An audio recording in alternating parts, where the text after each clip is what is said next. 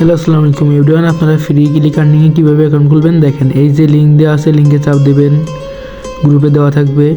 So লিঙ্কের ভিতরে ঢুকলেন, দেখেন উপরে এই যে রেফার কোডটা কোনো সময় কাটবেন না, ঠিক আছে। নিচে আমার নাম লিখে দিলাম, নামটা লিখে দেওয়ার পরে আমার ফোন নাম্বারটা লিখে দিলাম, দেওয়ার পরে নিচে ইমেল অ্যাড্রেসটা আমি দিয়ে দিলাম।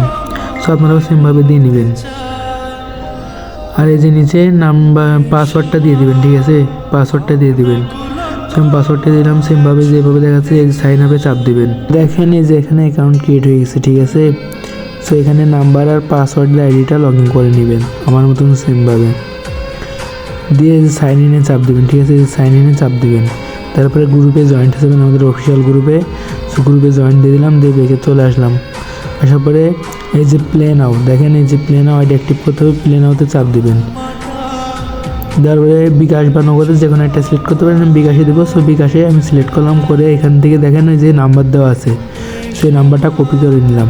এই যে কপি করে বিকাশে চলে আসলাম। বিকাশে আসার পরে সেন্ড মানি করবেন, ঠিক আছে।